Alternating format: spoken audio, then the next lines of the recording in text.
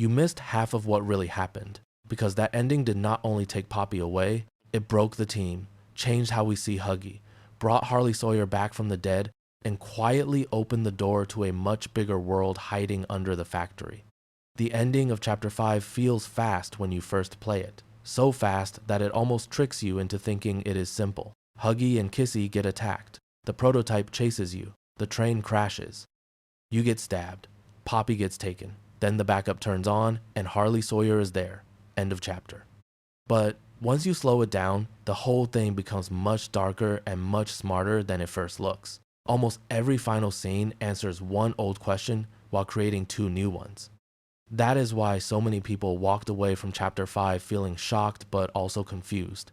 It is not because the ending is random, it is because the ending is doing a lot at once. To understand what happens next, you have to start with the one thing Chapter 5 makes completely clear. The prototype is not hiding anymore. Before this chapter, the prototype was still partly a mystery. You knew he was important. You knew he was behind a lot of what went wrong. You knew he was feared. But Chapter 5 changes that. Now he is active, present, direct, and personal. He is not just a claw in the dark anymore. He steps into scenes, interrupts other villains, attacks major characters in front of you, and ends the chapter by taking what he wants. That matters because it changes the whole feeling of the story. The old chapters were often about surviving the factory and learning what happened there. Chapter 5 turns the story into a direct war with the thing that now rules it.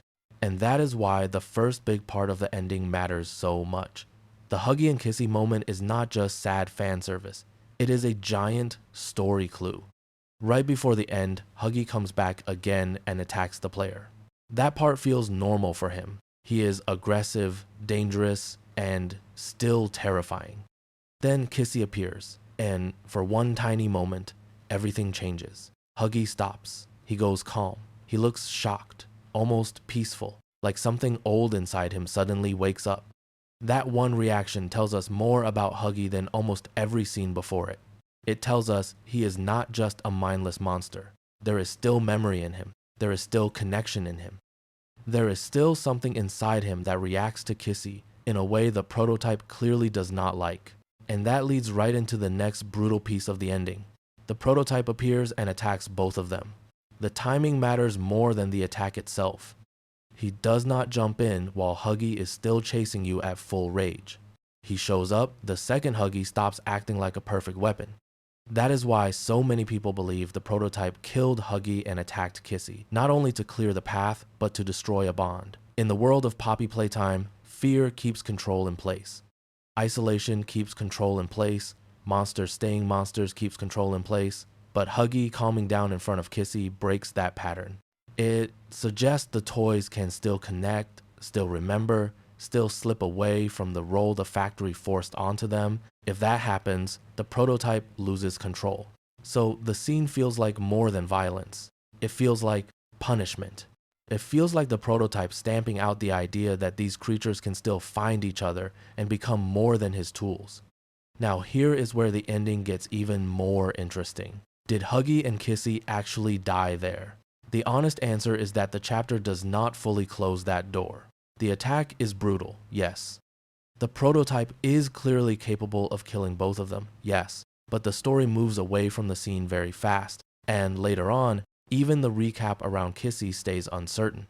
That kind of uncertainty is not proof of survival, but it is very clearly intentional. The ending wants you to leave with doubt. And in a series where Huggy already survived what looked like a final death once before, that doubt is very powerful. So when we talk about what happens next, we have to keep that door open. Chapter 6 almost has to answer what really happened to Huggy and Kissy, even if the final answer turns out to be tragic. The story has made their fate too important to ignore. Then we get the train sequence, and this is where the ending shifts from emotional damage to full disaster. After escaping Lily's dollhouse and rejoining the others, the group heads toward the tram that leads to the server room. This should feel like the final push toward hope. They have a destination. They have a plan. They have the backup waiting somewhere ahead. But Chapter 5 does not believe in easy hope. The tram ride becomes a desperate chase, and the prototype does what he has done all chapter long. He refuses to let a good moment stay good. He follows, attacks, survives, and forces the story to collapse into chaos. This is also where one of the most important details in the whole ending happens. The player gets critically wounded and thrown into a vat of poppy gel. That is not just a cool horror image. It is a giant story clue. Chapter 5 spends a lot of time building the idea that this gel matters. It is tied to regeneration. It is tied to the experiment process. It is tied to survival beyond normal limits. And then right when things look truly over, the player does not stay gone. There is that strange, dreamlike moment, and the story pushes you back up. That means Chapter 5 is quietly saying something huge. The player's role in this story is stranger than it first seemed. This is not only a former employee wandering around a ruined factory anymore.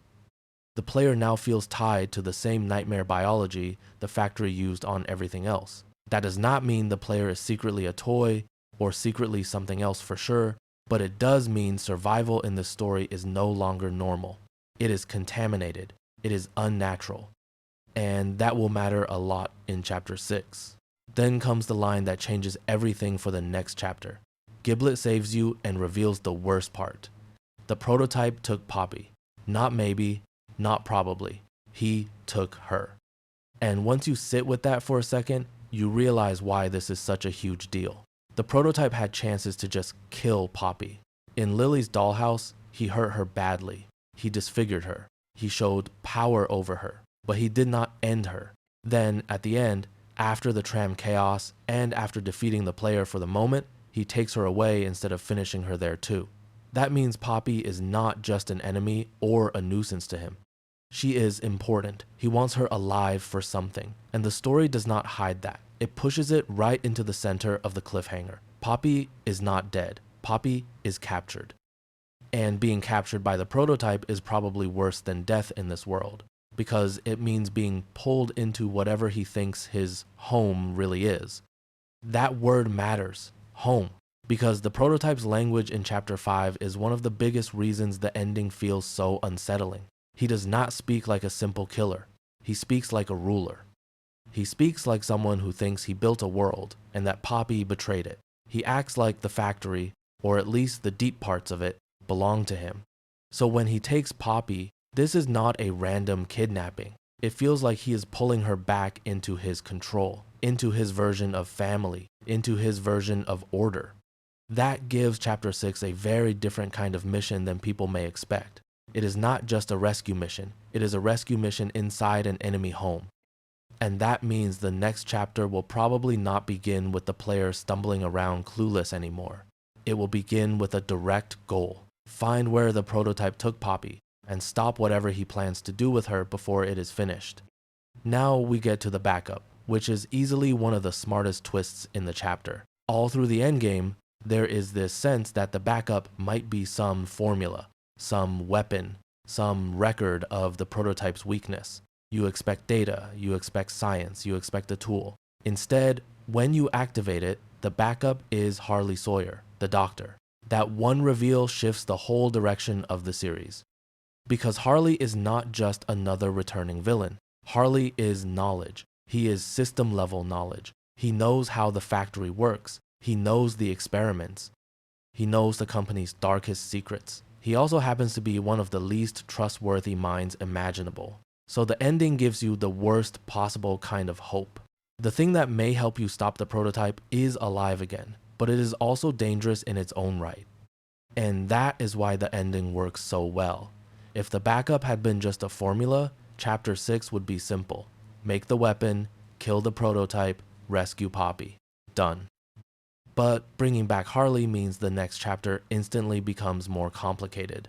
Now, the player and Giblet are not only chasing the prototype, they are also dealing with the doctor, a mind that may help them, use them, lie to them, or all three at the same time. The ending takes what could have been a straight revenge mission and turns it into a pressure cooker. You need Harley. You should never trust Harley, and the prototype is moving while you figure that out. So what happens next? That is the real question. And the ending gives us more clues than people think. The first clue is the simplest.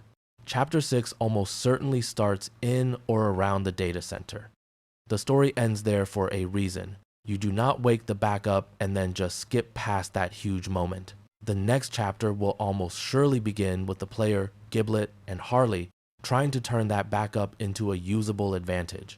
That could mean restoring more systems, opening routes, pulling records, or even moving Harley into a more portable role somehow. Some players think Globy could become Harley's new body in a companion-like form.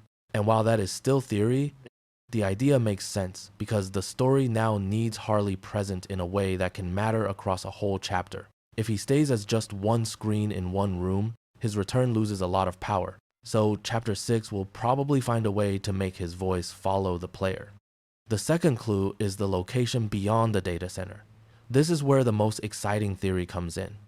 In chapter 5, there are moments where you can see huge cave spaces beyond the main structure, and far out in the distance, there appears to be something like a settlement or city-like silhouette. That has made a lot of people think chapter 6 could move into a completely new kind of environment. Not another themed wing of the factory, not another straight lab area, but an underground world beyond the walls. And honestly, that would make perfect sense. Chapter 5 already used the labs as the big, deep truth area. To top that, the next chapter may need to go wider instead of deeper. A hidden underground city, a fake safe zone, a place where the prototype moved people or experiments, or some kind of society built in the caves would feel fresh while still fitting the series. It would also match the prototype's home language in a very unsettling way. And this connects directly to one of the biggest unanswered questions in the whole story. What happened to the orphans? Chapter 4 and Chapter 5 keep circling this mystery. The prototype talks about them like he decided their fate. Poppy asks about them. The answer is vague and chilling. He says they are in a better place. That line is doing a lot of work. It could mean something horrible in the obvious way, that they were turned into more experiments. But now, if there really is some kind of settlement or hidden city in the caves, another possibility opens up. What if the prototype did not just kill them? What if he brought them somewhere? Not safe in any good sense, but safe in his sense. A place under his control. A place where he thinks he is protecting them from the company, from the world above, or from something worse. That would completely change how we see his home idea. It would make him feel less like a random monster and more like a twisted ruler who built a new order out of the wreckage. And if that turns out to be true, then Poppy being taken there becomes even more important. Because now the rescue mission would not just be about saving Poppy from a cage. It would be about entering the prototype's own world, seeing what he thinks he built, and understanding why he believes he is right. That is the kind of story escalation final chapters are made of. The villain stops being just a threat and becomes a full environment. If chapter 6 goes that way, it could easily become the biggest and strangest chapter in the series, not just because of scale, but because of how much it would reframe the prototype's mind. Now, let's talk about whether chapter 6 is likely the final chapter, because chapter 5's ending quietly points that way too. The story has now brought the prototype fully into the open, taken Poppy off the board as a hostage, and activated Harley Sawyer as a backup. That is huge endgame energy. This does not feel like setup for 3 more middle chapters. It feels like setup for a finale. The recent official release information confirms Chapter 5 released on the 18th of February 2026, and right now there is no official date for Chapter 6 yet, but the ending structure clearly says the story is moving into its final conflict. Whether it is the absolute last chapter or the last chapter of this main arc, it now has to pay off the biggest mysteries. You cannot dangle all of this and then spend another whole chapter just introducing random new toy lines with no answers. The series has reached the point where it needs to start closing its largest loops. That means Chapter 6 almost has to answer a few things directly. It has to tell us what the prototype really wants with Poppy. It has to tell us what happened to Huggy and Kissy. It has to make Harley's role clear, even if it keeps his full motives hidden at first. It has to explain more about the player's survival and connection to Poppy Gel. And it has to finally move the story from survive and learn to act and end this. That is the challenge Mob has set for itself. Chapter 5 gave them no way out of that. And honestly, that is good. Because this is the point where Poppy Playtime needs to stop feeling like a chain of scary places and start feeling like one story driving toward its largest answer. Now, I want to slow down and look at Poppy specifically because the whole ending turns on her. What state is she in going into whatever comes next? She is badly hurt. The prototype damages her face during the Tea Party confrontation, and the chapter makes a point of showing that wound. That alone tells you this is personal. He did not just attack her because she was in the way. He marked her. Then later, he takes her. So the prototype's plan for Poppy likely involves more than imprisonment. He wants control over her identity. He wants to break her or pull her back into some role he thinks she belongs in. Poppy has always been a character who tries to push the story forward, even when her plans are risky or flawed. If the prototype can silence or twist that voice, then he is not just capturing one ally. He is capturing the story's rebel center. That also means Chapter 6 may show a very different Poppy when we finally reach her. Maybe not evil, not brainwashed in some quick cartoon way, but shaken, cornered, forced to confront the prototype in his space rather than hers. That can be very powerful if done well. Poppy does not need to come back weaker in spirit for the scene to work. In fact, it may be stronger if she comes back furious, clearer, and even more determined after seeing whatever the prototype has built below the factory. But either way, the ending says one thing for sure. The next chapter is not about finding Poppy in a random cell. It is about finding Poppy in the middle of something bigger. And now let's come back to Harley Sawyer one more time, because I really think people are underestimating how much his return changes what happens next even means. Harley is not just there to dump exposition. If that was all he was for, the backup could have been a file. Harley returns because the story wants a second layer of danger. The prototype is the physical nightmare.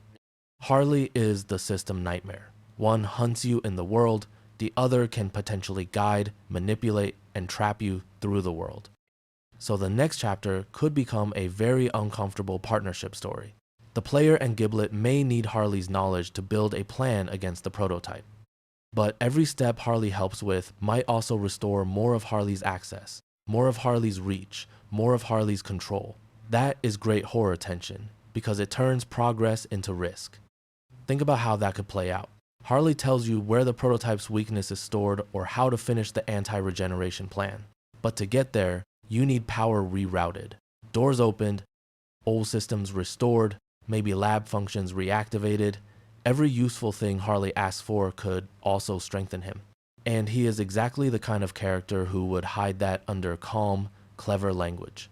He is not the kind of villain who needs to scream. He needs access. So if Chapter 6 wants to be really smart, it will make the player feel grateful and uneasy at the same time every time Harley solves a problem.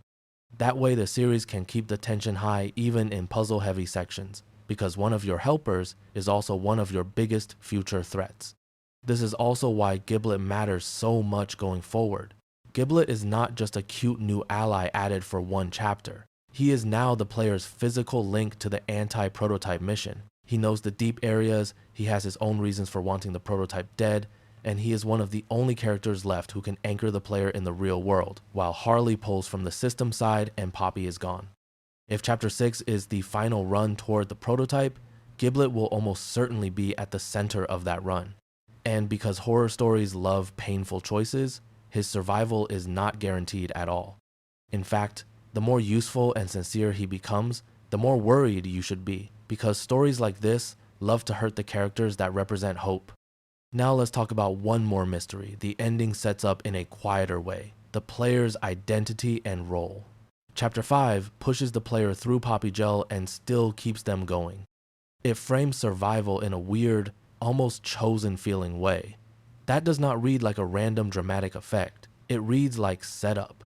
So Chapter 6 may finally dig into who the player really is, beyond just former employee. Maybe not a huge soap opera twist, but something concrete about why the player is still here, why they keep pushing through things that should end them, and why the factory itself feels like it responds to them.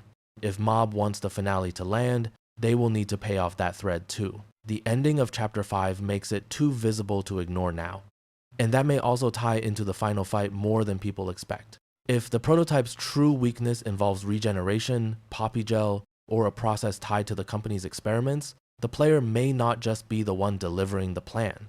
The player may be part of the plan, whether they want to be or not. That would fit the series in a really sad way. Playtime Co. always turned people into tools.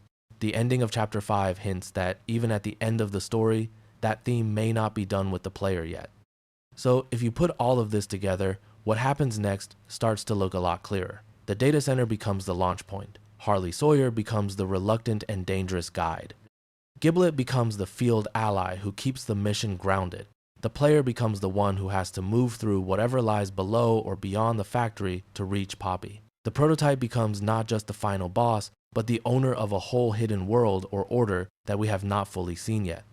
And Poppy becomes the center of a battle over control, identity, and whatever future the factory still has left. That is not a small next chapter setup. That is full finale setup. And that is why the ending of Chapter 5 works so well for me. It does not pretend to resolve things neatly. It chooses the more painful route. It leaves the tram station feeling like a scar. It takes Poppy, it reopens Harley, it makes Huggy and Kissy heartbreaking and uncertain. It drags the player through something unnatural and leaves their place in the story even stranger than before. Then it cuts to black, right when the real conversation is about to begin. That kind of ending only works if the creators know the next chapter has to matter. It is not a pause, it is a fuse. So if you want the short answer to what happens next, it is this. The player and Giblet will almost certainly use Harley Sawyer's backup to hunt the prototype, rescue Poppy, and uncover the truth about where the prototype took her and what he has been building. Along the way, Chapter 6 will likely answer what happened to Huggy and Kissy, reveal more about the orphans and the prototype's better place, and push the player into the deepest, strangest part of the story yet. Whether that turns out to be a hidden city in the caves, a twisted home below the factory, or something even worse. And if that is where the story is going, then Chapter 5's ending is not only explaining the past, it is quietly telling you the final war has already started. Watch the next video.